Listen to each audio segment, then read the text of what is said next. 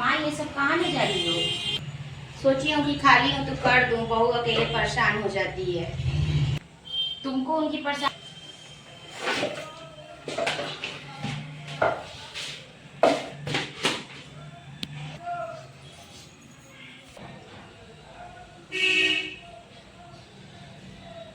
भाभी आपको इतनी भी समझदारी नहीं है कि मैं माँ की आंख बनी है तो 5-6 महीने आंख बीनने चुनने वाली काम ना करवाएं। बीन रही हैं क्या?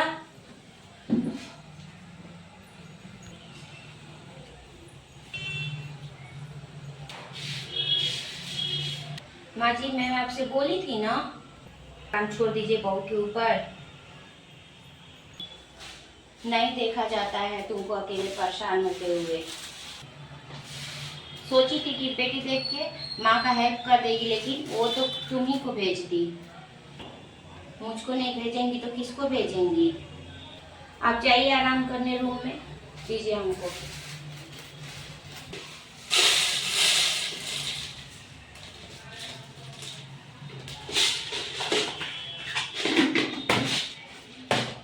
आइए उठिए।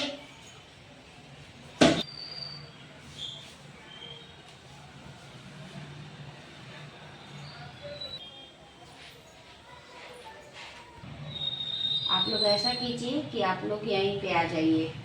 अच्छा ठीक है। कौन आ रहा है बेटी? वो मेरी नाना, उसीलिए उनको यहीं पे बुला ली हूँ। उन लोग को यहीं पे बुला लिया और तुमको सेवा करने आई हूँ ना, इसीलिए उन लोग को यहीं पे बुला ली हूँ। तुम उन लोग का सेवा यहाँ पे कर लोगी? तुम यहाँ पे उन लोग का देखभाल कर लोगी? यहाँ पे आती हैं तो ससुराल तो मैं ही ना करती हूँ। मेरा भी देखभाल कर लोगी, उन लोग का भी देखभाल कर लोगी तो मेरी बहू तो खाली ही हो गई। ऐसा करती हूँ कि 6 महीने से मायके भी नहीं गई है, बच्चे की छुट्टियां भी आएगी। बहू आ रही हूँ।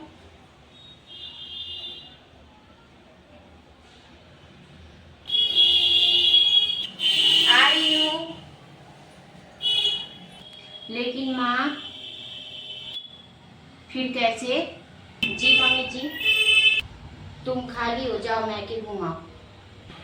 फिर यहाँ पे कैसे होगा?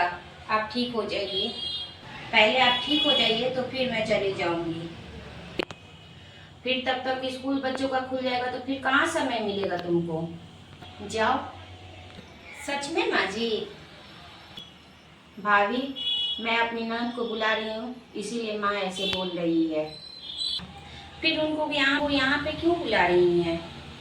आप जानती ही हैं माँ को शांति और सेवा की जरूरत है। मैं मानो कि नहीं। सच में जाऊँ माँ? कर भी क्या सकती है, साल भर में आ रही है ननद तेरी, भाभी का होना जरूरी है ना। आप जाना चाहती हैं ससुराल तो आप चले जाइए बेफिक्र होके, मैं यहाँ पे सब संभाल लूँगी। ठीक है माँ, मैं तैयारियाँ कर लेती हूँ। मेरी बेटी ही तो क्या करूँ, मायके में उसका हाथ ही पैर नहीं उठता है, यहाँ नहीं है। जाने दीजिए ना माँ जी, कम से कम मायके में बेफिक्र होके रहते हैं तो रहने दीजिए। मेरी भी हालत ऐसी ही हो जाती है मायके में। मैं ऐसे नहीं करती हूँ मायके में, इसीलिए मेरी बेटी की आदत मुझे अच्छी नहीं लगती।